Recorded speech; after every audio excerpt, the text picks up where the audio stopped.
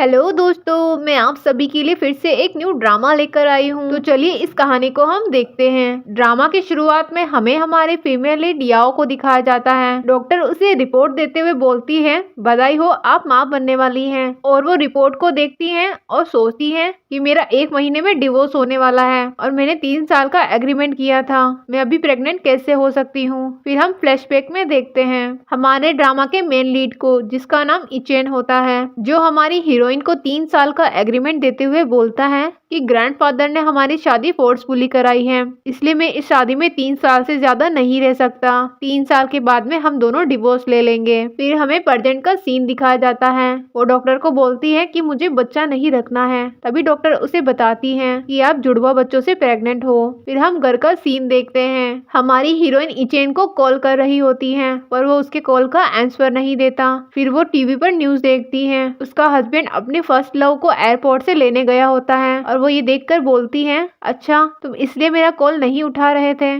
क्योंकि तुम अपनी लवर के साथ थे। तभी हमारे याओ के पास उसके फ्रेंड जीहो का कॉल आता है और वो उसे बोलता है कि आपने न्यूज देखा। तभी हमारी याओ बोलती है कि वैसे भी इचेन 3 साल से ज्यादा मेरे साथ शादी में नहीं रहने वाला था, उसने फोर्सफुली ग्रैंडफादर के बोलने पर मुझसे शादी की थी। जीहो बोलता है, अभी तुम्हारे पास बहुत अच्छा मौका है इस घुटन भरी शादी से बाहर निकलने का। तो याओ उसे बोलती है, हाँ मुझे पता है, इस सब को मैं हैंडल कर लूंगी। और वो कॉल कट कर देती है और वो अपने बेबीज को बोलती हैं कि डोंट वरी, मैं तुम्हारी बहुत ही अच्छे से केयर करूंगी। फिर वो सो जाती हैं। अगले दिन दरवाजे पर कोई नॉक करता है। याओ उठकर दरवाजा खोलती हैं तो सामने वैन खड़ी होती है और वो उसे बोलती है कि तुम तो इचेन की आया हो ना। याओ उसे घूर कर देख रही होती है। वैन कहती है कि लास्ट नाइट इचेन अपनी वॉच मेरे घर पर ही भूल गया था, मैं वही वॉच देने के लिए आई हूँ। तो याओ उससे बोलती है, लगता है तुम बहुत ही ज्यादा फ्री हो, इतनी सी चीज लौटाने के लिए तुमने अपना कीमती वक्त बर्बाद कर दिया। वैन बिना कुछ बोले घर के अंदर जाने लगती हैं। तभी याओ उसका रास्ता रोक देती हैं। वैन उससे कहती हैं, तुम तो ऐसा कर रही हो जैसे ये घर तो तुम्हारा ही है, और वैसे भी इचेन बहुत जल्द तुम्हें डिवोर्स दे देगा और इस घर की रियल लेडी मैं ही बनूंगी। याओ उसे बोलती हैं, अभी तक तो नहीं होना। तो वैन उसे कहती हैं, ठीक है देखते हैं, वक्त बताएगा कि इस घर की रियल लेडी कौन बनती है, तुम या फिर मैं। और वो एक इविल स्माइल के साथ वहां से चली जाती हैं। फिर हमारा इचेन आता है और वो हमारी याओ को कहता है, आई नो तुमने खाना नहीं खाया होगा, इसलिए मैंने तुम्हारे लिए ब्रेकफास्ट लिया है। फिर याओ उसे बोलती है कि कल रात को मैंने आपको बहुत सारे कॉल्स किए थे, आपने मेरे कॉल्स का जवाब नहीं दिया। तो इचेन उसे कहता है कि मुझे अर्जेंट मीटिंग के लिए आउट ऑफ स्टेट जाना पड़ गया था और मेरे फोन की बैटरी भी डेड हो गई थी, इसलिए मैं आपको बता नहीं पाया। ठीक है, मैं भी शावर लेके आता हूँ। और वो चला जाता है। याओ वॉच को हाथ पे लेते हुए बोलती है कि तुम मुझे झूठ बोल रहे हो। इचेन शावर लेकर आता है और वो बोलता है, तुमने कुछ खाया नहीं। इचेन बैठे बैठे पास्ट की बात याद करने लगता है, जिसमें वैन इचेन को बोलती है, तुम किसी और से शादी कैसे कर सकते हो। इचेन बोलता है, तुम अपने काम से काम रखो। फिर भी वैन उसे बोलती है कि याओ तुम्हें पसंद नहीं करती है, कि उसने ये शादी ग्रैंडफादर की वजह से की है। हो सकता है याओ को कोई और पसंद हो, लेकिन तांग ग्रुप के पावर के सामने वो बोल नहीं पा रही होगी। और वो इचेन को बोलती है, तुम उसे डिवोर्स क्यों नहीं दे देते। तो इचेन को गुस्सा आ जाता है और वो चुपके से वहाँ से उसकी वॉच उठाकर भाग जाती है। इससे हमें ये पता चलता है कि लास्ट नाइट इचेन उसके साथ नहीं होता है और वो दोनों के बीच में मिसअंडरस्टैंडिंग क्रिएट कर रही है। फिर हमें प्रेजेंट का सीन दिखाया जाता है। रिन के फोन पर किसी की कॉल आ रही होती है। तो इचेन बोलता है कि किसकी कॉल आ रही है। वो बोलती है, नहीं किसी की भी नहीं। इचेन मन में सोच रहा होता है, क्या मैंने 3 साल तक तुम्हारे साथ अन्याय किया है? क्या इन 3 सालों में तुम्हारे अंदर मेरे लिए कोई भी फीलिंग्स नहीं आई? तभी याओ उसे बोलती है, इचेन हमारी शादी को 3 साल होने में सिर्फ 1 महीना बाकी है। इचेन मन में कहता है, तुमने इतना वक्त मेरे साथ बिताया है, क्या 1 महीने तक और सब्र नहीं कर सकती? तभी इचेन कहता है कि ठीक है, तुम मुझे कभी भी डिवोर्स दे सकती हो। याओ मन में सोचती है कि ये इंसान 1 महीने भी मेरे साथ नहीं रह सकता। याओ बोलती है, ठीक है। याओ उसे बोलती है कि आप कब फ्री हैं? हमें डिवोर्स के लिए सिविल ब्यूरो ऑफिस भी जाना होगा।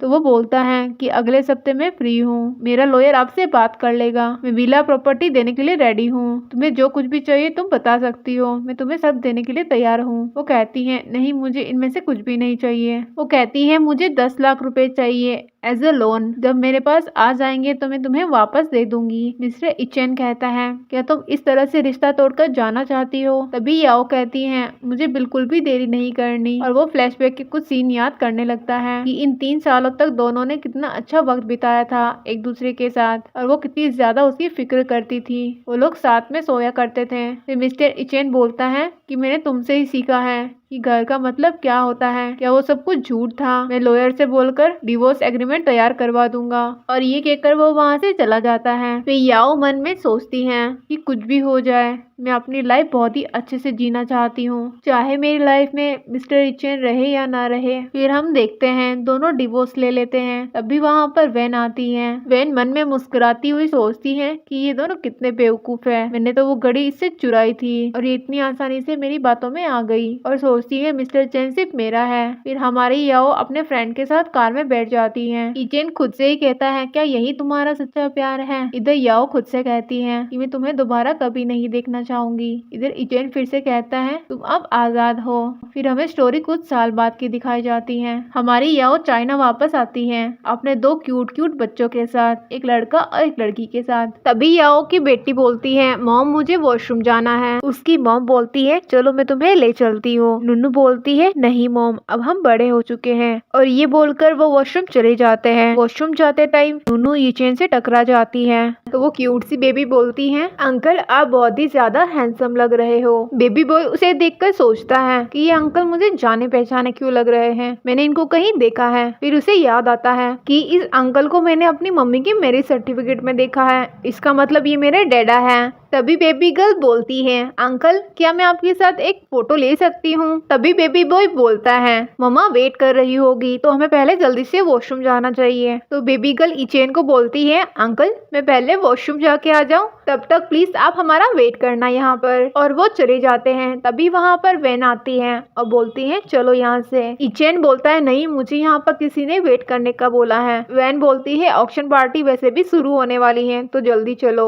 और वो उसे लेकर वहाँ से चली जाती हैं। दोनों बच्चे बाहर आते हैं। तभी वहाँ पर उसकी मॉम आ जाती हैं और वो बोलती है कि सीसी आंटी तुम लोगों का वेट कर रही है, चलो अब यहाँ से। नुन्नू की नजरें तो इचेन को ढूंढ रही होती हैं। फिर वो अपनी फ्रेंड सीसी के यहाँ जाती है। उसकी फ्रेंड उससे बोलती है, अगर तुम इस शहर में इवेंट की वजह से रुक रही हो तो तुम यहाँ पर रुक सकती हो, ये घर तुम्हारे हिसाब से बना हुआ है। फिर वो अपनी बेटी की ओर देखती है और उससे बोलती है, तुम्हें क्या हुआ है? वो बोलती है, मैंने एक बहुत ही हैंडसम अंकल को देखा था, मुझे इनके साथ पिक्चर लेनी थी पर वो वहाँ पर नहीं थे। दोनों का ब्रदर बोलता है, मेरी सिस्टर को क्रश हो गया है। तो याओ उससे बोलती है, अगर अगली बार वो हैंडसम अंकल तुम्हें कहीं पर मिले तो तुम उनके साथ फोटो लेना बिल्कुल भी मत भूलना। वो जाने से पहले अपने बच्चों को बोलती है कि आंटी को परेशान मत करना और वो जो भी बोले तुम लोगों को करना है। और फिर वो चली जाती है ऑक्शन के लिए। और हमें पार्टी का सीन दिखाया जाता है जहाँ पर इचेन के साथ वैन होती है। फिर वहाँ पर जितने भी गेस्ट बैठे होते हैं वो आपस में बातें कर रहे होते हैं कि ये लड़की हर जगह इचेन के साथ घूमती है, लगता है ये इन फ्यूचर इसकी वाइफ बनने वाली है। तभी वहाँ पर हमारी याओ की एंट्री होती है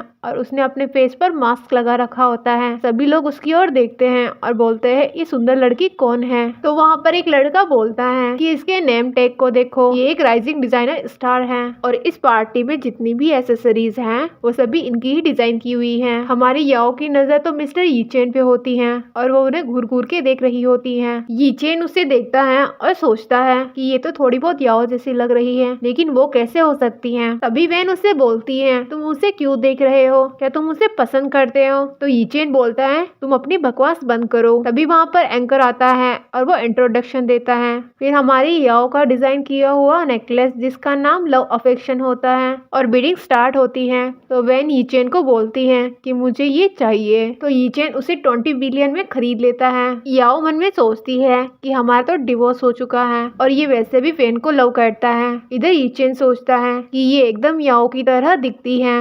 फिर रिंग की बिडिंग की जाती है जिसका नाम होता है only one in this life, मतलब लाइफ में किसी एक को ही दी जाएगी और इसकी बिडिंग 10 मिलियन से स्टार्ट होती है। तो यीचेन को फ्लैशबैक की सारी बातें याद आने लगती हैं। यीचेन और याओ की शादी हो जाती है तो वो उसे एक वेडिंग रिंग देता है जिसका नाम only one in this life होता है। फिर यीचेन बोलता है क्या तुम याओ हो? तो याओ बोलती है आपको कोई गलतफहमी हुई है, मेरा नाम शेयू है। फिर उस रिंग की बिडिंग स्टार्ट होती है। मिस्टर यीचेन उसे 100 बिलियन में खरीद लेते हैं। याओ को ये देखकर बहुत ही हर्ट होता है। सभी वहाँ पर बोलने लगते हैं कि लगता है यीचेन वेन को प्रपोज करने के लिए ये रिंग लिया है। ये सब सुनने के बाद याओ को बुरा फील होता है और वो दोनों को विश करके वहाँ से चली जाती है। तभी मिस्टर यीचेन उसके पीछे जाने वाले होते हैं, लेकिन उनको ऑक्शन का पेमेंट करना होता है, इसलिए उनको रोक दिया जाता है। वो पेमेंट करने के बाद वैन को नेकलेस देता है और वो रिंग लेकर वहाँ से चला जाता है। वैन को बहुत गुस्सा आता है और वो सोचती है कि ये याओ तो नहीं हो सकती,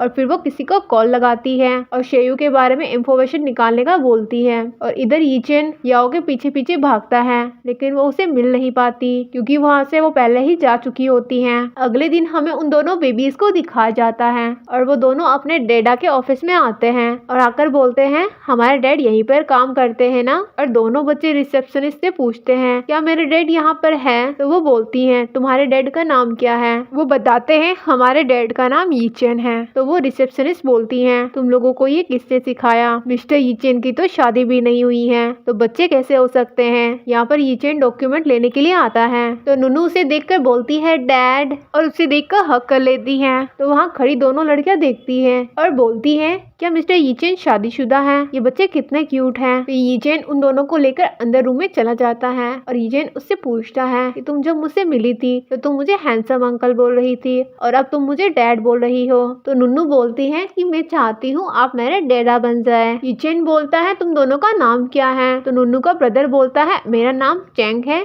और मेरी सिस्टर का नाम नुन्नू है। वो पूछता है तुम लोगों का घर कहाँ है? तो नुन्नू बोलती है अंकल क्या आप हमें यहाँ से भेजना चाहते हो? तो चेंग बोलता है नहीं ऐसी बात नहीं है। फिर नुन्नू बोलती है अंकल हमें बहुत भूख लगी है, क्या हम ये स्ट्रॉबेरी वाला केक ले ले? तभी यीचेन मन में सोचता है कि याओ को भी स्ट्रॉबेरी वाला केक बहुत पसंद थे, अगर हमारे बच्चे होते तो उनको भी ऐसे ही केक पसंद होते हैं। तभी चेंग बोलता है क्या आप शादीशुदा हैं? तो यीचेन बोलता है नहीं। तो वो बोलता है तो क्या आपकी गर्लफ्रेंड है? वो बोलता है नहीं। यीचेन उनसे पूछता है तुम्हारे मॉम डैड कहाँ पर है और उन्होंने तुम्हें ऐसे कैसे अकेला छोड़ दिया? तो चेंग बोलता है मेरी मॉम बहुत ज्यादा बिजी रहती है और हमने सोचा कि क्यों ना हम ही अपने लिए डैड ढूंढ लें। तो यीचेन बोलता है तुम्हारी मॉम क्या करती है? तो नुनू बोलती है कि मेरी मॉम एक फेमस डिजाइनर है और वो उसका नाम बताने वाली होती है। तभी चेंग उसे रोक देता है और वो यीचेन को गलत नाम बता देता है। तभी उनके पास उनकी मॉम का कॉल आता है और वो बोलती है तुम लोग कहाँ पर हो?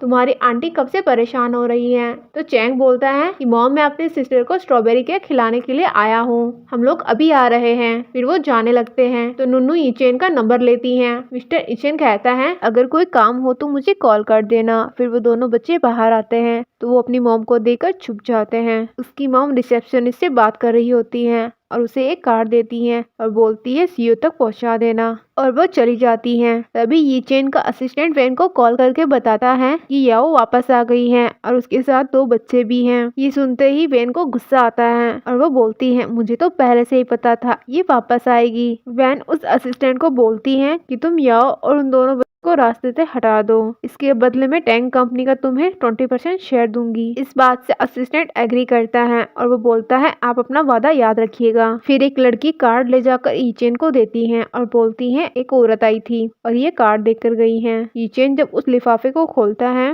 तो उसमें एक कार्ड होता है और वो उस कार्ड को देखकर हैरान हो जाता है क्योंकि वो कार्ड याओ का होता है और वो उसकी बातों को याद करने लगता है कि उसने बोला था कि वो उसे पैसे लेने आएगी लोन के तौर पर। यीचेन उस लड़की को बोलता है कि इस कार्ड पर जो एड्रेस लिखा है उस औरत को ढूंढो, कहीं से भी ढूंढ के लाओ। यीचेन बोलता है तुम वापस आ गई, तुम मेरे साथ सब कुछ एंड कर देना चाहती हो, मुझे तुम्हें छोड़ना ही नहीं चाहिए था। इधर दोनों बच्चे रास्ते से जा रहे होते हैं तभी वहाँ पर कोई उन्हें किडनैप कर लेता है। इधर याओ और मिस सीसी को दिखाया जाता है जो परेशान होती हैं क्योंकि बच्चे काफी देर से घर नहीं आए होते हैं। तभी मिस्टर यीचेन के पास मैसेज आता है कि डैड प्लीज हमें बचा लीजिए, और इधर हमारी याओ के पास से मैसेज आता है। वो दोनों ही बच्चों को बचाने निकलते हैं। फिर हमें दिखाया जाता है उन दोनों बच्चों को करने वाला यीचेन का असिस्टेंट होता है और वो उन दोनों बच्चों को मारने वाला होता है। तभी वहाँ पर यीचेन आता है और उसे देखकर वो असिस्टेंट वहाँ से भाग जाता है। मिस्टर यीचेन बच्चों की रस्सी खोलते हैं और बोलते हैं, नुन्नू चेंग तुम दोनों ठीक हो ना? वो बोलते हैं, हाँ डैड हम ठीक है। तभी वहाँ पर याओ आ जाती है और वो बच्चों को बोलती है, मुझे माफ कर देना, मुझे आने में थोड़ी देरी हो गई। मिस्टर यीचेन याओ को देखकर हैरान हो जाते हैं और वो बोलते हैं, ये तुम्हारे बच्चे हैं, ये कितने साल के हैं? याओ बोलती है, ये 5 साल के हैं। तो मिस्टर यीचेन बोलता है कि ये 5 साल के नहीं लग रहे, तुम झूठ बोल रही हो, मुझे सच बताओ। वो बोलती है, शायद तुम्हें ऐसे ही लग रहा है। और दोनों बच्चे बेहोश हो जाते हैं। उन्हें हॉस्पिटल ले जाते हैं जहाँ पर डॉक्टर उन्हें चेक करके बाहर आता है। हाई डोज में ड्रग्स दिए गए हैं। ये बोलकर डॉक्टर चला जाता है। हमारी याओ बेहोश होने लगती है। तभी यीचेन उसे संभालता है। तभी यीचेन उसे पकड़ता है लेकिन वो उसका हाथ दूर कर देती है। वो सीसी को बोलती है, अभी आप कंपनी जाइए, मैं यहाँ सब देख लूंगी। फिर याओ यीचेन से पूछती है, तुम वहाँ पर कैसे पहुँचे? इस पर यीचेन बोलता है, तुम्हें क्या लगता है मैंने बच्चों को किडनैप किया है? मैं कुछ दिनों पहले बच्चों से मिला था और वो सेम मेरे जैसे दिखते हैं और मैंने कांटेक्ट एक्सचेंज किए और मैंने ही बोला था अगर कोई प्रॉब्लम हो तो मुझे कॉल करना। फिर यीचेन बोलता है, ये मेरे बच्चे हैं ना? वो बोलती है, नहीं ये तुम्हारे बच्चे नहीं हैं, मैंने शादी कर ली है। यीचेन बोलता है, अगर ये बच्चे मेरे नहीं हैं तो इनका सरनेम लिन क्यों है और इनके फादर कहाँ पर हैं? तो लिन उसी के सामने जिहो को कॉल लगाती हैं और उसे हॉस्पिटल मिलने बुलाती हैं। इस पर मिस्टर यीचेन बोलते हैं, तुमने कभी मुझे इस तरह से प्यार से कॉल नहीं किया। तभी याओ बोलती है, तुम्हारे पास तो वैन है ना, तो वो तुम्हें इसी तरह कॉल करेगी। और ये बोलकर चली जाती हैं। फिर वहाँ जियो आता है और याओ बोलती हैं, अभी बच्चे ठीक हैं। वो उसे रिंग पहनाती हैं और बोलती है, मेरे साथ चलो। वो उसे यीचेन के पास लेकर जाती हैं और वो उसे हेलो करता है लेकिन यीचेन उसे देखकर बोलता है कि मुझे विश्वास नहीं हो रहा, तुमने शादी कर ली। तो याओ बोलती है, ये मेरी प्रॉब्लम नहीं है, तुम्हें बिलीव हो या ना हो, पर मेरी अब शादी हो चुकी है और मेरे 2 बच्चे हैं। यीचेन उसके हाथ में वेडिंग रिंग देखता है और ये बात सुनकर वो सैड हो जाता है और वो वहाँ से चला जाता है। उसके जाने के बाद याओ उसे सॉरी कहती हैं और बोलती है, मैंने तुम्हारा यूज किया। जिहो बोलता है, कोई बात नहीं। और वो बोलता है, अब बच्चे बड़े हो गए हैं तो तुम्हें उनके फादर के बारे में उन्हें बता देना चाहिए। वो बोलती ही, मेरा पर्सनल मैटर है, तुम इसमें इंटरफेयर मत करो। और बोलती है कि अगर यीचेन को मेरे बच्चों के बारे में पता चला तो वो बच्चों को मुझसे छीन लेगा, उसके पास पैसों की पावर है। वो जिया को बोलता है, मुझे तुम पसंद हो, मैं चेंग और नुन्नू का डैड बनने के लिए रेडी हूँ, अगर तुम मानो तो। और वो उसका हाथ पकड़ लेता है। इससे भी हम दोनों के बीच में कोई ब्लड रिलेशन नहीं है। इस पर याओ बोलती है कि तुम्हें कोई गलत फहमी हुई है, मैंने तुम्हें हमेशा एक भाई की नजरों से देखा है। और वो ये बोलकर वहाँ से चली जाती है। इधर हम यीचेन को देखता है और वो बहुत ज्यादा ड्रिंक कर चुका होता है और खुद से बोलता है कि हमारी शादी को 3 साल हो गए थे, क्या तुम्हारे अंदर सच में मेरे लिए कोई भी प्यार और फीलिंग्स नहीं थी? तुम कैसे किसी और से शादी कर सकती हो? तभी वहाँ पर वैन आती है और यीचेन को लगता है कि वो याओ है क्योंकि वो नशे में होता है और वो उससे बोलता है, याओ तुम वापस आ गई। तो वैन मन ही मन सोचती है कि आज से पहले इसने कभी भी मुझे इस तरह से बात नहीं की, आज मेरे पास अच्छा मौका है इसके क्लोज होने की। और वो उसके पास बैठती है। यीचेन बोलता है, याओ तुम वापस आ गई। तो वैन मन में सोचती है, यीचेन तुम आज तक उसे भुला नहीं पाए, तुम उसके पीछे पागल हो। चलो कोई बात नहीं, आज मुझे तुम्हारे क्लोज आने का मौका मिला है तो मैं ये मौका जाने नहीं दूंगी। और वो उससे किस करने लगती है। तभी वो उसका हाथ पकड़ लेता है और उसे पुश कर देता है। यीचेन उसे बोलता है, तुम मेरे साथ गेम मत खेलो, तुम कभी भी याओ की तरह नहीं बन सकती। वैन उसे बोलती है, मैं तो बस तुम्हें कंपनी देना चाह रही थी। और यीचेन को गुस्सा आता है और बोलता है, यहाँ से निकल जाओ और दोबारा यहाँ पर आना मत। वो उठकर जाने लगती है और मन ही मन बोलती है, याओ मैं तुम्हें छोड़ूंगी नहीं। इधर हमें हॉस्पिटल का सीन दिखाया जाता है जहाँ याओ अपने बच्चों को फ्रूट खिला रही होती है। तभी वहाँ पर जियो आता है और बच्चों के लिए फ्रूट्स लेके आता है और वो जिया को हाथ पकड़ के साइड में ले जाता है और जिया को बोलता है, ये तुम रिंग पहन लो, वैसे भी हमें कपल होने की एक्टिंग करनी होगी तो तुम्हें ये रिंग पहन लेनी चाहिए। वो उसे रिंग पहनाने वाला होता है लेकिन याओ उसके हाथ से वो रिंग ले लेती हैं और खुद ही पहन लेती हैं। बच्चे आपस में बात कर रहे होते हैं कि ये अंकल हमारे डैडी के कॉम्पिटिटर हैं, लगता है ये हमारे डैडी को हमसे छीन लेंगे। लेकिन हम ऐसा नहीं होने देंगे। जिहो बोलता है मैंने अपने आदमी से इन्वेस्टिगेशन करवाई थी और वो पूरी हो चुकी है और इस किडनैपिंग के पीछे किसी और का नहीं इचेन के असिस्टेंट का हाथ है, पर मुझे नहीं लगता ये सब इचेन ने करवाया होगा। इसी पर याओ बोलती है मुझे पता है इसके पीछे किसका हाथ है, इसके पीछे वैन का हाथ है। फिर याओ अपने बच्चों के पास बैठती हैं और उनसे पूछती हैं बच्चों उस दिन तुमने उस अंकल को डैड क्यों कहा? तो नुनू फटाक से बोलती है क्योंकि मुझे भाई ने बोला था कि वो हमारा डैड है। चैंग उसे रोकने की कोशिश करता है पर वो सब कुछ बोल देती है। तभी उसकी मॉम चैंग से बोलती है तो चैंग बताता है मैंने मेरी सर्टिफिकेट में डैडा की फोटो देखी थी और वो सॉरी कहता है।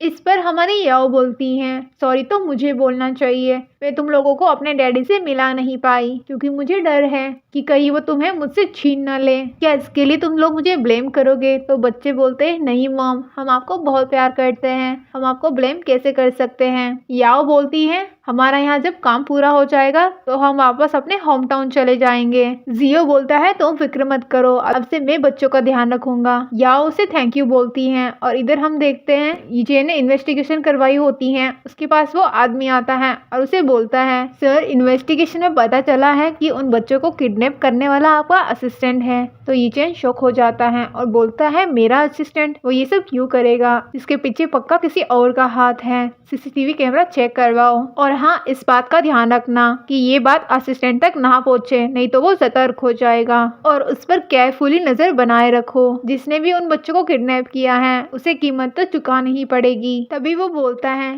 सर बच्चे तो आपके नहीं हैं, तो फिर आप इतना कुछ क्यों कर रहे हो? ईचेन बोलता है मैं वो सब कुछ करूंगा जिससे उन बच्चों को खुशी मिले। फिर ईचेन याओ की बातों को याद करने लगता है कि उसने शादी कर ली है और जिहो उसका पति है। ये सोचते हुए वो खुद से बोलता है क्या तुम्हें मैं सच में हमेशा के लिए खो चुका हूँ। इधर हमें हमारी हीरोइन दिखाई जाती है जो अपने बच्चों के साथ होती है। जिहो बच्चों को कुछ पढ़ा रहा होता है, तभी याओ के पास एक कॉल आती है। वो कॉल उसकी फ्रेंड की होती है। उसकी फ्रेंड बोलती है तुम्हारे लिए एक इनविटेशन आया है फैशन क्लब की ओर से और तुम्हारे डिजाइन को वहाँ पर रखा गया है तो तुम्हें वहाँ पर जाना ही होगा। तो वो सोचने लगती है और मना करने लगती है, लेकिन जिहो बोलता है कि इन बच्चों का मैं ध्यान रख लूंगा, तुम अपने करियर से कॉम्प्रोमाइज मत करो, तुम्हें जाना चाहिए। इस पर याओ जाने के लिए यस कर देती है। हमें इवेंट का सीन दिखाया जाता है। इधर हम वेन को देखते हैं जो मिस्टर वांग से बात कर रही होती है और उससे बोलती है आज यहाँ पर मिस शेयू आने वाली हैं और मुझे अच्छे से पता है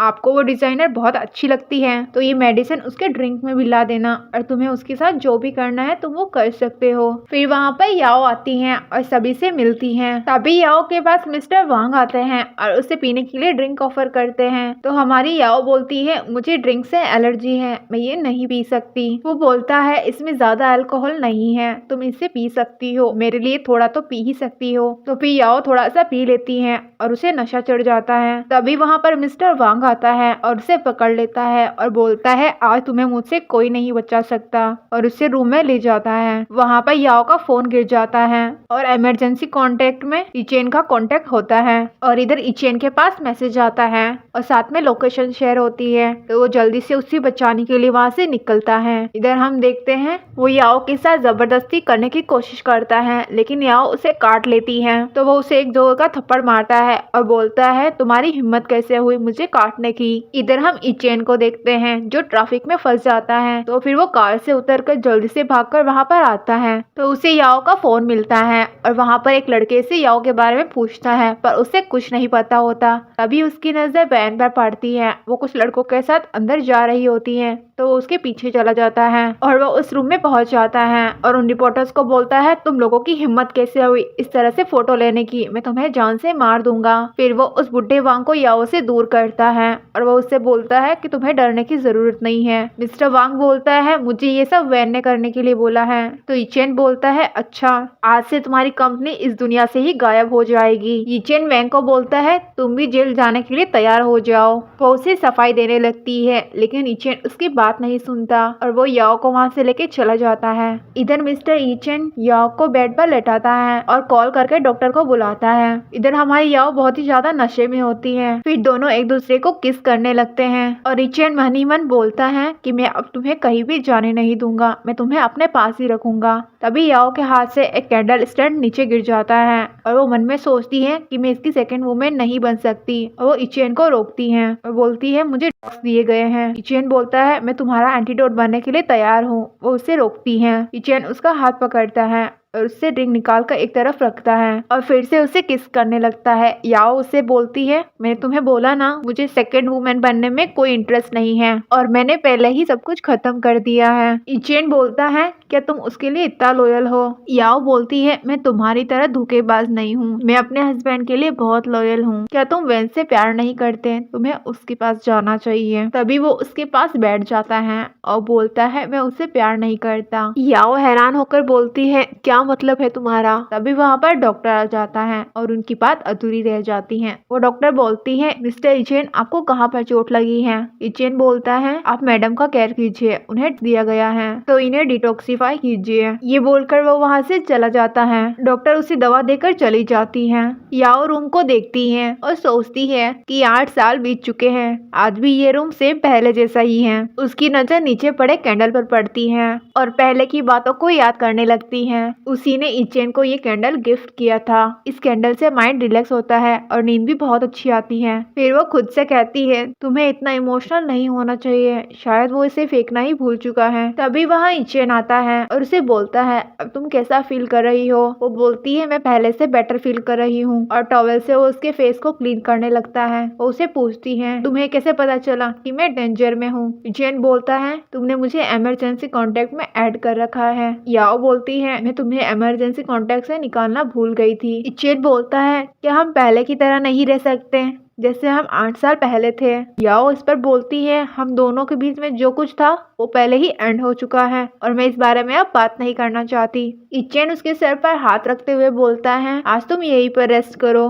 तो याओ उसे बोलती है ये घर मेरा नहीं है। तो इचेन उसे बोलता है ये विला तुम्हारे नाम पर ही है। वो बोलती है मुझे ये नहीं चाहिए। वो बोलता है अब तुम रेस्ट करो, मैं तुम्हें मॉर्निंग में लेने आऊंगा। अगले दिन इचेन उसे उसके घर छोड़ने जाता है। तभी बाहर जियो और बच्चे खड़े होते हैं। नूनू इचेन को देखकर बोलती हैं डैडा हमने आपको बहुत मिस किया। इस पर याओ उसे डांटते हुए बोलती हैं इन्हें अंकल बोलो, ये तुम्हारे डैड नहीं है। तभी उसके पास जियो आता है और बोलता है नूनू मैंने तुम्हें कितनी बार बताया है हर किसी को डैड मत बोला करो। तो इचेन बोलता है कोई बात नहीं, इन बच्चों को बोलने दो अगर इन्हें अच्छा लगता है। इस पर जियो बोलता है ये मेरे और याओ के बच्चे हैं। याओ नूनू को अपने पास बुलाती है तो नूनू से बोलती है मम्मी आप पिछली रात को कहाँ पर थे? याओ उसे बताती है कि मैं किसी प्रॉब्लम में फंस गई थी। तभी जियो बोलता है क्या हुआ तुम्हें, तुम ठीक तो हो? तभी बीच में इचेन बोलता है जब ये तुम्हारी वाइफ है तो तुम इसको प्रोटेक्ट क्यों नहीं कर पा रहे?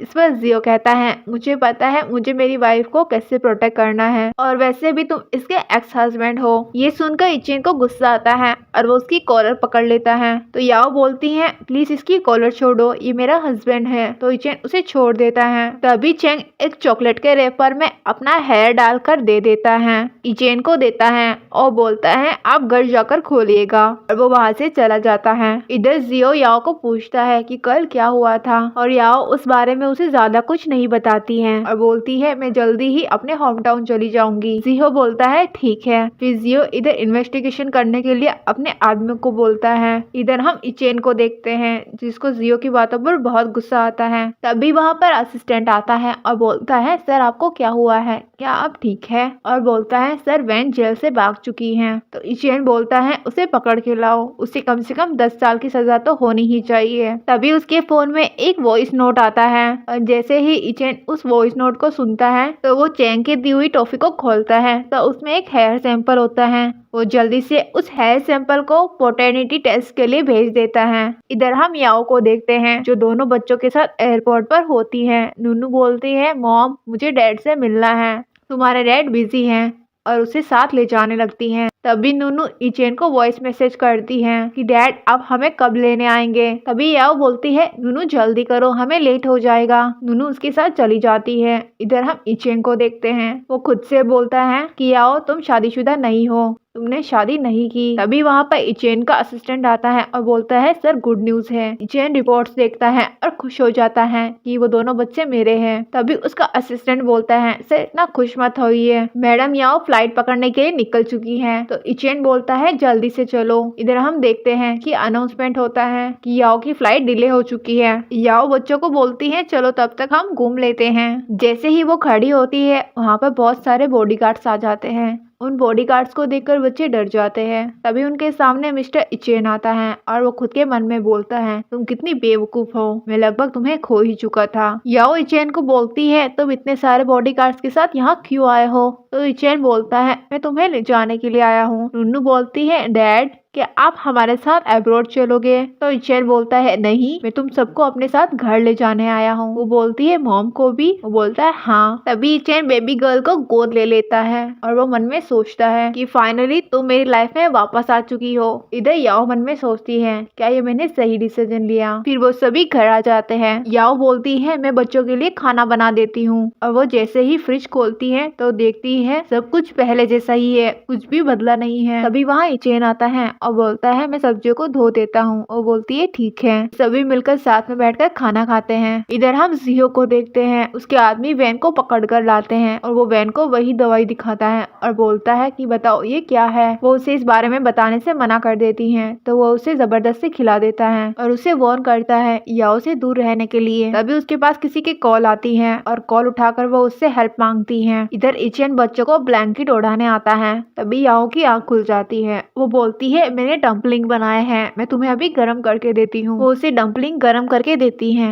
तो इचेन उसे रोक लेता है और उसे रोमांटिक होकर बोलता है तुम मेरे पास ही बैठ जाओ। और इचेन डम्पलिंग खाने लगता है तो याओ उसे देखती है और बोलती है तुम तो ऐसे खा रहे हो जैसे काफी टाइम से भूखे हो। तो इस पर इचेन बोलता है तुम्हारे जितना टेस्टी डम्पलिंग कोई नहीं बनाता, मैंने बहुत बार ट्राई किया है तुम्हारे जैसे डम्पलिंग बनाने की, लेकिन तुम जैसा बनाती हो वैसा टेस्ट नहीं आता है। याओ बोलती है तुम पहले जैसे नहीं रहे, बिल्कुल भी डोमिनेटिंग नहीं हो। तो इचेन बोलता है पहले मैं तुम्हारा हस्बैंड हूँ। इचेन अपनी बात पूरी करता तभी वहाँ पर नुन्नू आ जाती है और वो याओ को बोलती है मॉम आप कहाँ चले गए थे, मैं डर गई थी। तभी याओ बोलती है मैं आपके पास ही हूँ। तभी नुन्नू की नजर अपने डैडा पर पड़ती है और वो बोलती है डैडा आप वापस आ गए, मैंने आपको बहुत ज्यादा मिस किया। अब आप मुझे ये बताओ आप मुझसे ज्यादा प्यार करते हो या ब्रदर को या फिर मम्मी को। ये सुनकर इचेन भी थोड़ा हैरान हो जाता है और सोच में पड़ जाता है और बोलता है ऑफ कोर्स मैं तुम्हारी मम्मी को ज्यादा प्यार करता हूँ। तो नुन्नू बोलती है नहीं मैं अपनी मम्मी को ज्यादा प्यार करती हूँ। तो इचेन हंसने लगता है और बोलता है कि हाँ हम दोनों ही तुम्हारी मम्मी को बहुत प्यार करते हैं। तभी याओ मन में सोचती है कि इचेन मुझे पसंद करता है, नहीं ये तो बच्चे का मन बहलाने के लिए बोल रहा है। वो नुन्नू को बोलती है बेटा बहुत रात हो गई है, अब आपके सोने का टाइम हो गया है। नुन्नू इचेन को बोलती है डैडा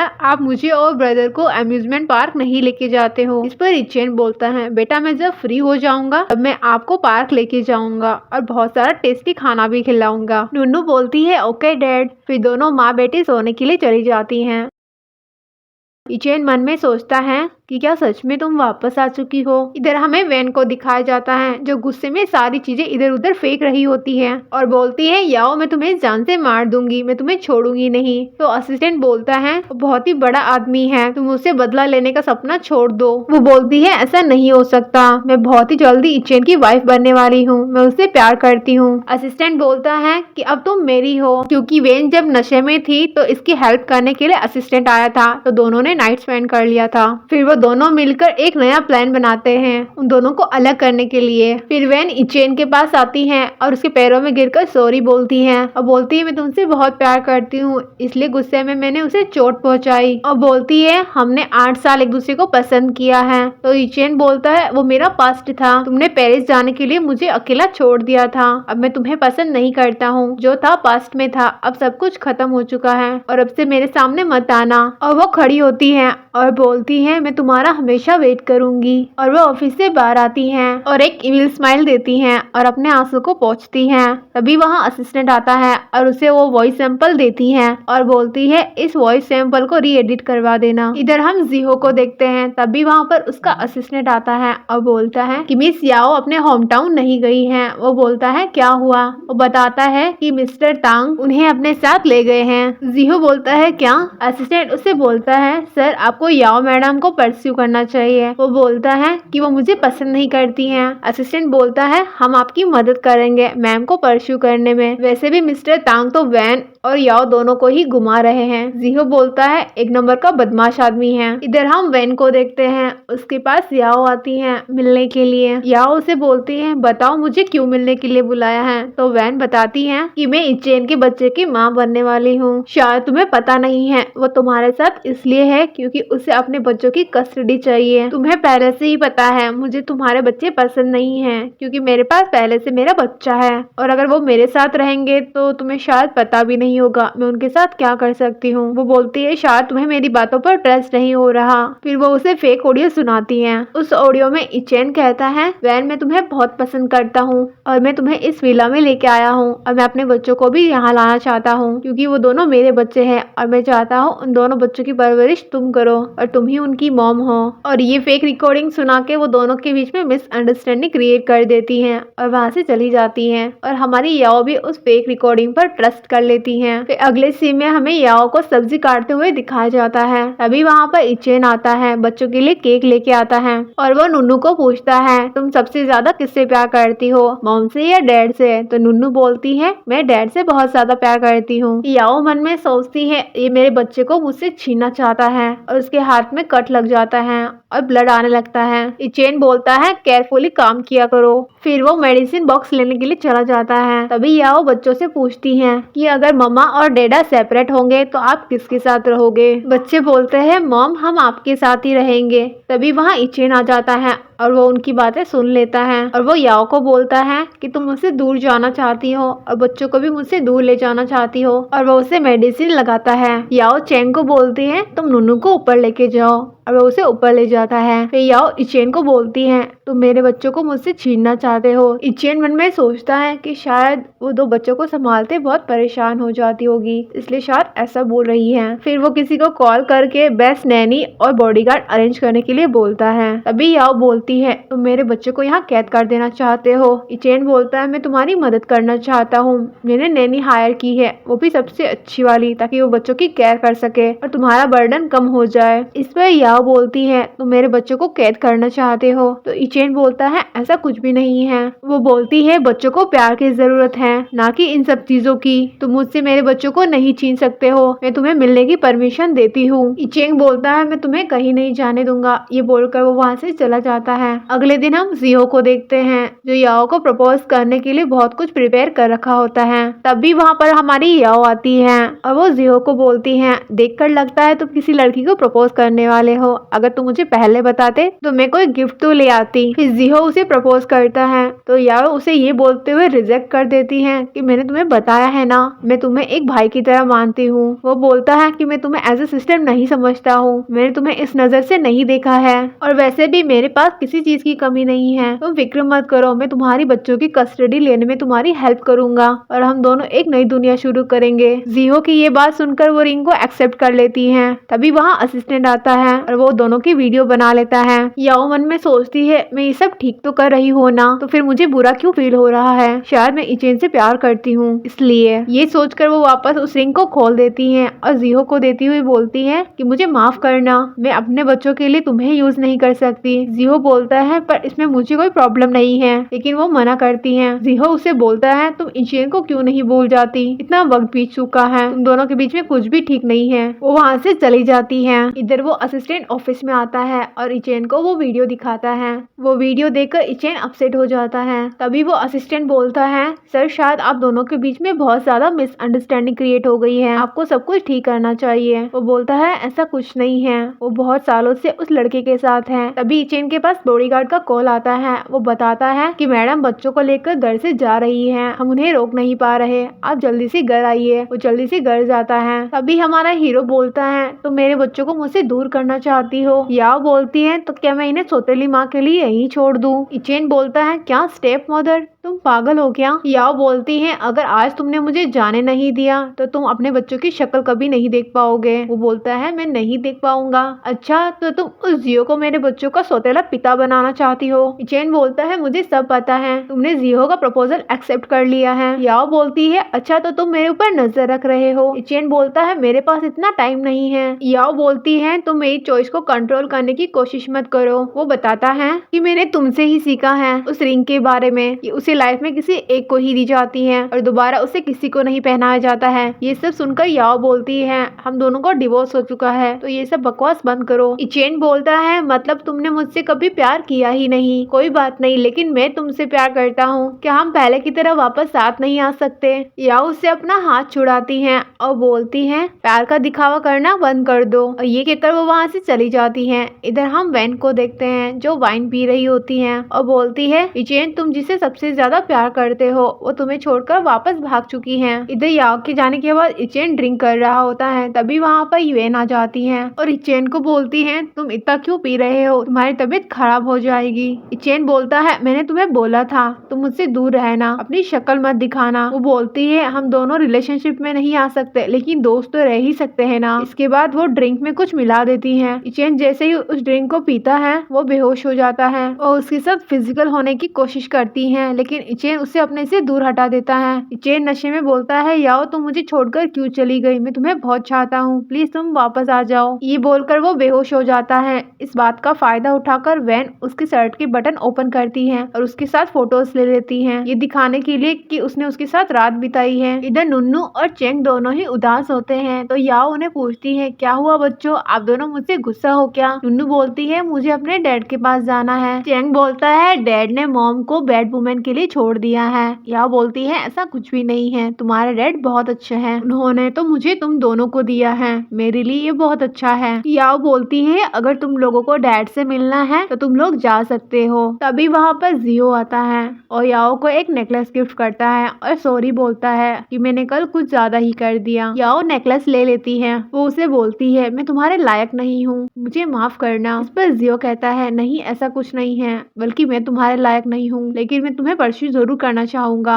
इधर दोनों बच्चे साइड में जाकर बात करते हैं कि लगता है ये अंकल हमारी मम्मी को लाइक करते हैं और उधर हमारे डैड किसी अनदर वुमेन को लाइक करते हैं। इन दोनों के बीच में बहुत ज्यादा मिसअंडरस्टैंडिंग हो गई है, हमें ही कुछ करना होगा। इधर हम देखते हैं इचेन वैन को अपने घर लाता है, उस घर को पूरी तरह से देखती है और बोलती है कि 4 साल लग गए मुझे इस घर में आने में। तभी वहाँ पर उसकी नजर एक कैंडल पर पड़ती है और वो उसे उठाकर डस्टबिन में फेंक देती है। इचेन बोलता है क्या कर रही हो, तुम क्या पागल हो चुकी हो। वो उस डस्टबिन से कैंडल को वापस निकालता है और उसे क्लीन करता है और उसे पास्ट की बातें याद आने लगती हैं, उसे ये याओ ने दिया था। वैन को ये देखकर समझ आ जाता है कि लगता है ये गिफ्ट उसे याओ ने दिया है और वो सोचती है कि इसे तो याओ का दिया हुआ गिफ्ट भी इतना प्रीशियस है और वो भोली सी शक्ल बनाकर उसे बोलती है मैं तो बस घर को अपने हिसाब से चेंज कर रही थी। इचेन उससे बोलता है कि तुम्हें जो चेंज करना है तुम कर सकती हो और वो मन में सोचता है कि सारी चीजें याओ के हिसाब से रखी हुई हैं और वो बोलता है कि तुम्हें जो भी फर्नीचर चाहिए तुम जाके खरीद सकती हो और ये बोलकर वो वहाँ से चला जाता है। इधर हम याओ को देखते हैं जो अपने बच्चों के लिए मैट्रेस खरीदने आती है। तभी वहाँ पर वैन भी आ जाती है और वो याओ को सबक सिखाने के लिए उस स्टाफ से बोलती है मुझे भी वही मैट्रेस चाहिए जो वो औरत खरीद रही है।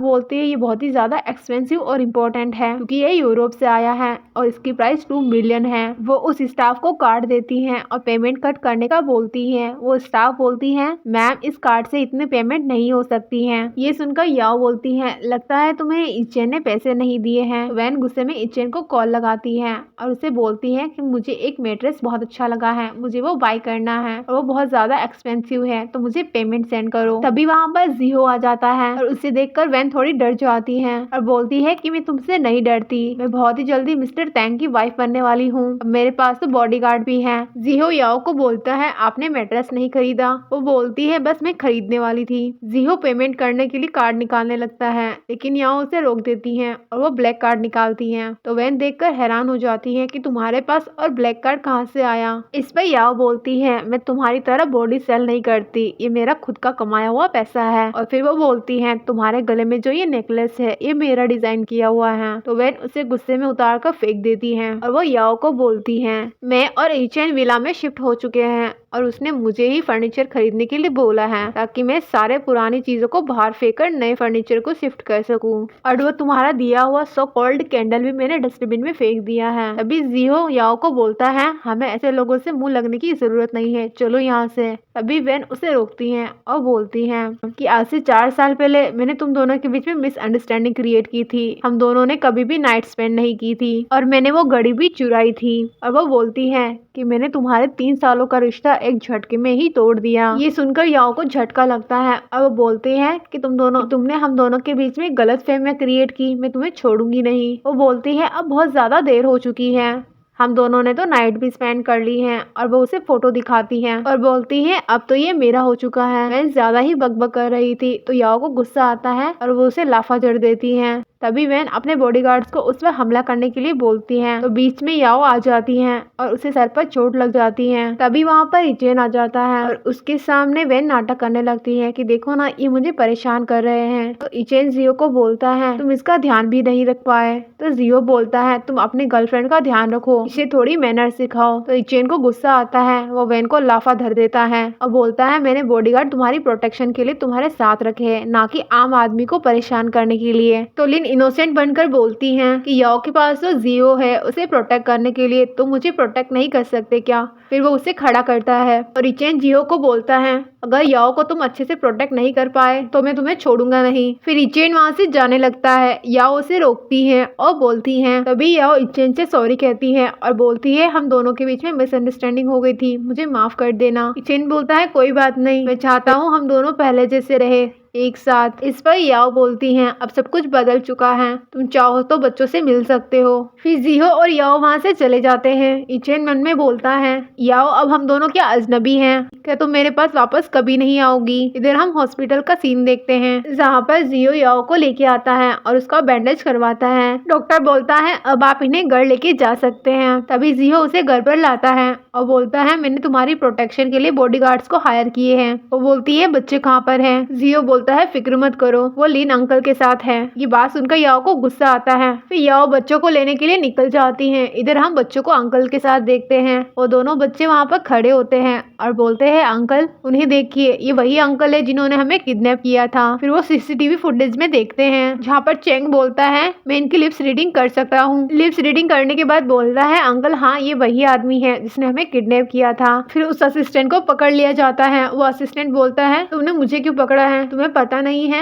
मैं मिस्टर इचेन का असिस्टेंट हूँ, अगर मैंने उन्हें बताया तो वो तुम्हें जॉब से फायर कर देंगे। तभी अंकल लिन बोलते हैं तुम्हें अरेस्ट किया जाता है क्योंकि तुमने इचेन के बच्चों को किडनैप किया है। वो बोलता है मुझे नहीं पता तुम क्या बोल रहे हो। तो अंकल लिन बोलते हैं ये बात सारी मिस्टर इचेन के सामने जाकर बताना। और बच्चे आते हैं और बोलते हैं आपने ही हमें किडनैप किया था। वो असिस्टेंट बोलता है तुम लोगों के पास क्या प्रूफ है। वो बोलता है कि हमने सीसीटीवी फुटेज देखी है और इन सब के पीछे कोई और नई वैन है। वो बोलता है लेकिन उसमें तो कोई वॉइस ही नहीं थी। तभी चेंग बोलता है मुझे लिप्स रीड करना आता है। इधर हम इचेंग और वैन को देखते हैं। वैन सारे फर्नीचर को बाहर निकलवा रही होती है और मन में सोचती है अब मैं बहुत ही जल्दी मिसेस टैंग बन जाऊंगी, वो भी ऑफिशियली। तभी वहाँ पर दोनों बच्चे आते हैं। नुनू बोलती है डैड हमने आपको बहुत मिस किया। तभी वहाँ पर अंकल ली बॉडीगार्ड्स को लेकर आते हैं और उसके साथ असिस्टेंट को भी पकड़ के लाते हैं। वैन उस असिस्टेंट को देखकर थोड़ा घबरा जाती है और मन में सोचती है कहीं ये अपना मुंह ना खोल दे। तभी अंकल लिन इचेन को बोलते हैं किडनैपिंग के पीछे कोई और नहीं इस असिस्टेंट का हाथ है और ये सब करवाने वाली मिस वैन है। वैन बोलती है नहीं मैं ऐसा क्यों करूंगी। तभी इचेन असिस्टेंट से पूछता है कि मुझे सच सच बताओ इसके पीछे कौन है। तभी असिस्टेंट डर जाता है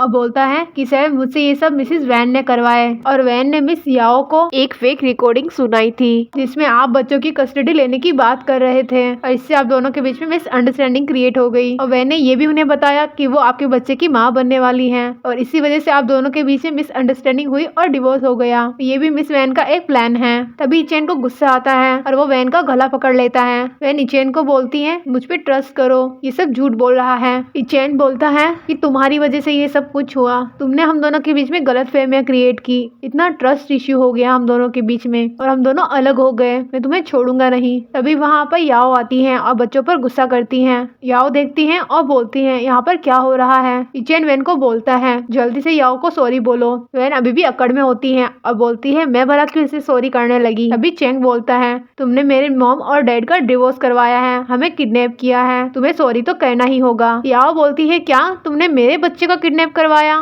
तभी वैन कहती है मैं तो तुम्हारे बच्चे को मार ही देती।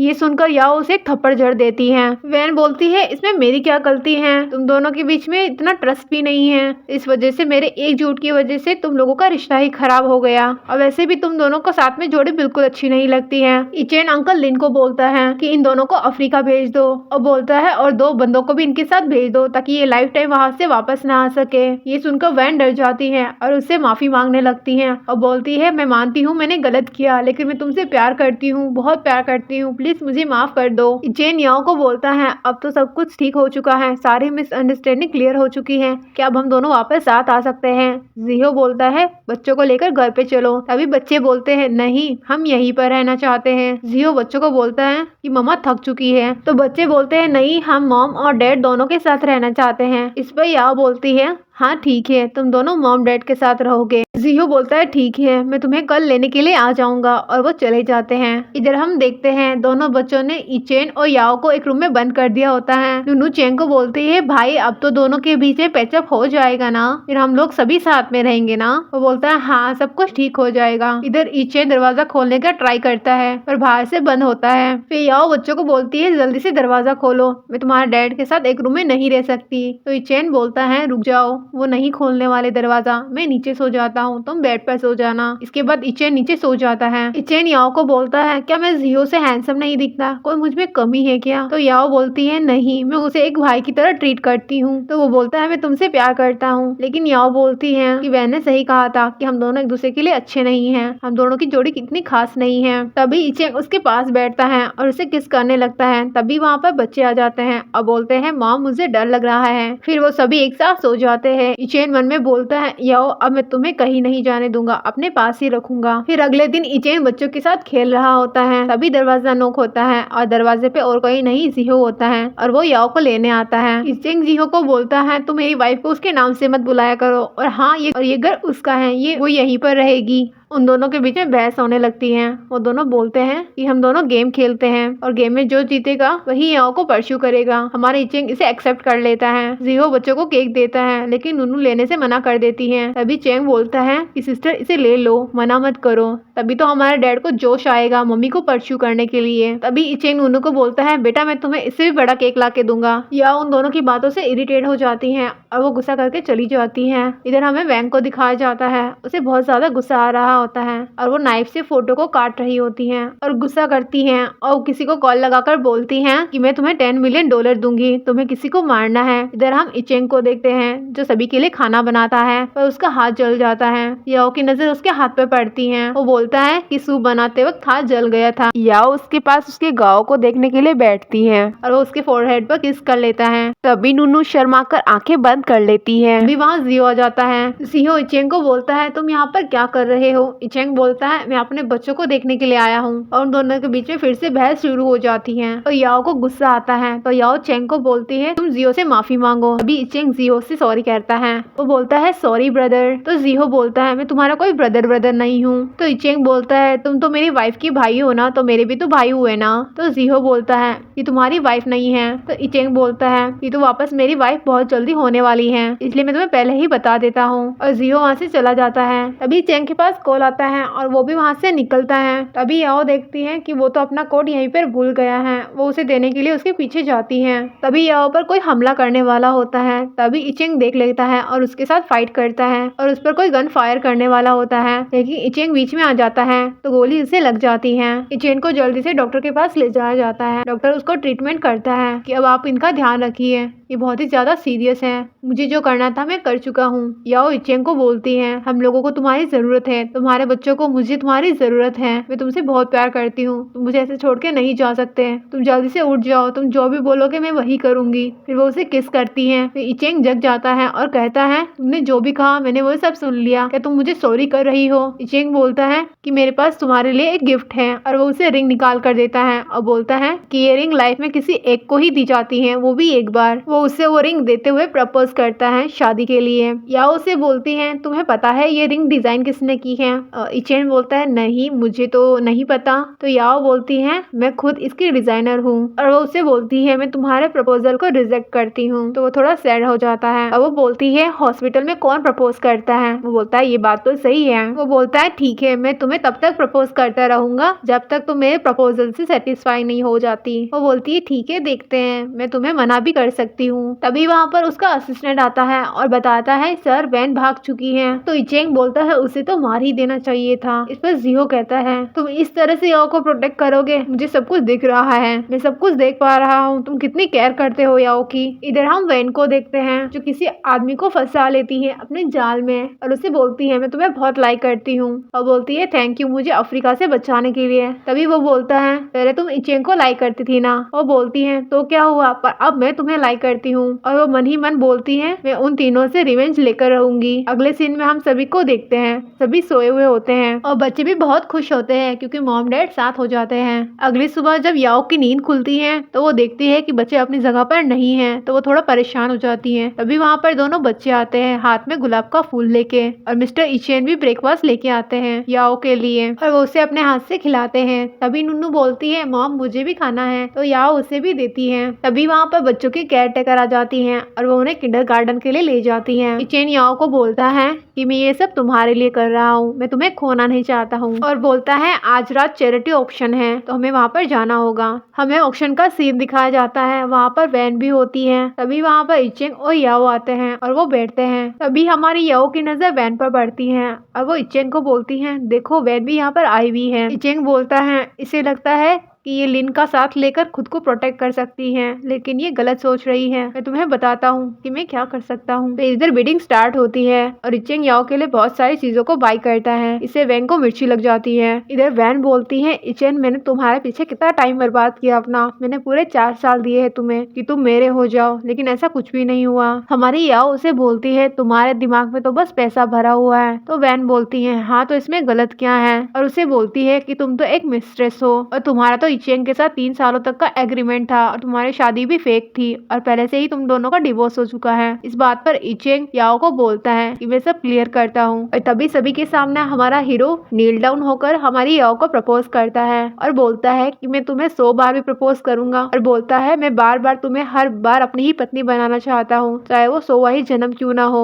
इधर वैन गुस्से में बोलती है तुम इस मिस्ट्रेस की वजह से मुझे इग्नोर कर रहे हो। तो याओ उसे बोलती है तुमने उसके ऊपर हमला करवाया लेकिन फिर भी जेन ने तुम्हें सॉरी कर दिया है। इस पर वैंग बोलती है भाड़ में जाए तुम्हारा सॉरी, मुझे किसी की सॉरी नहीं चाहिए, इसमें मेरी क्या गलती है, मैंने तुम्हें मारने के लिए उन आदमियों को भेजा था लेकिन ये बीच में आ गया और ये तो डिजर्व भी करता है, इसने मुझे अफ्रीका भेजा था। याओ इस पर कहती है तुम्हें हर तरह की प्रोटेक्शन वहाँ पर दे रखी है, रहने के लिए और खाने के लिए सब कुछ वैसे दे रखा है, पर मुझे नहीं पता था तुम्हारे दिल दिमाग में सब दिन पैसा और पावर ही घूमता रहता है। इस पर वैंग बोलती है हाँ तो इसमें गलत क्या है, वैसे मेरे पास अब मिस्टर लू है और मैं इसके लिए लॉयल रहूंगी। मिस्टर लू बोलता है तुम जैसे लड़की के साथ रहना कौन चाहता है और कौन तुमसे शादी करेगा, मैं तो बस तुम्हारे साथ टाइम पास कर रहा था। ये बोलकर वो वहाँ से कट लेता है। तभी जियो पुलिस को लाता है और वैन को किडनैपिंग और हत्या के जुर्म में अंदर कर लेते हैं। याओ जिहो को बोलती है कि मैंने इचेंग के प्रपोजल को एक्सेप्ट कर लिया है। इस पर जिहो बोलता है मैं तुम्हारे चॉइस की रिस्पेक्ट करता हूँ। इधर इचेंग अपने बच्चों के साथ खाना खा रहा होता है। तभी नुन्नू बोलती है डैड आप कल बहुत ही ज्यादा हैंडसम लग रहे थे। इस पर इचेंग बोलता है क्या मैं रोज हैंडसम नहीं लगता?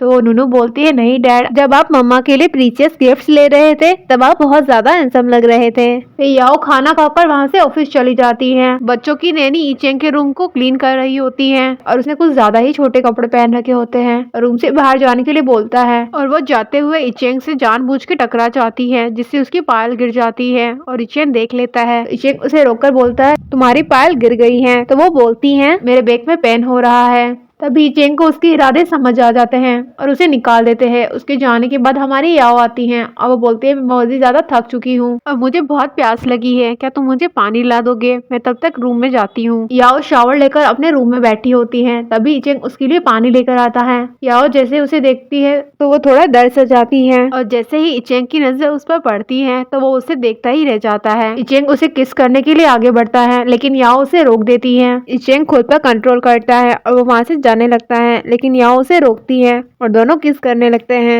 और दोनों नाइट स्पेंड करते हैं। फिर सुबह होती है तो इचेंग की नींद खुल जाती है। तो वो याओ को बोलता है मैं हर सुबह तुम्हें इसी तरह अपने पास देखना चाहता हूँ और वो उसके नेक पर किस करता है। फिर इचेंग तैयार होकर ऑफिस चला जाता है और याओ जैसे ही उठती है और वो ब्लैंकेट हटाती है तो वो देखती है कि इचेंग तो अपना फोन यही भूल गया है। वो फोन देने के लिए उसके ऑफिस जाती है। तभी वहाँ पर एक सुपरवाइजर होता है जो लड़कियों के साथ फ्लर्ट कर रहा होता है। तो उस सुपरवाइजर की नजर हमारी हीरोइन पर पड़ती है। वो सुपरवाइजर हमारी याओ से पूछता है तुम कौन से डिपार्टमेंट से आई हो? इधर हम इचेंग को देखते हैं जो फोन ढूंढ रहा होता है। तो असिस्टेंट बोलता है सर आप फोन घर पर ही भूल गए थे। तो मैडम फोन लेकर आई है। वो बोलता है मैं खुद चला जाता हूँ लेने के लिए। तभी उसको याओ की आवाज आती है तो वो देखता है कि उसके साथ वो सुपरवाइजर बदतमीजी कर रहा होता है। तभी इचेंग आके उसे दूर हटाता है और उसका असिस्टेंट उसे एक लाफा धर देता है। बोलता है सर इस लड़के ने मुझे सेड्यूस करने की कोशिश की है। इचेंग बोलता है अच्छा इसने तुम्हें सेड्यूस करने की कोशिश की है, ये मेरी वाइफ है। फिर वो माफी मांगने लगता है लेकिन इचेंग उसे अफ्रीका भेज देता है और इचेंग तभी सभी के सामने उसे प्रपोज करता है। याओ उसके प्रपोजल को एक्सेप्ट कर लेती है।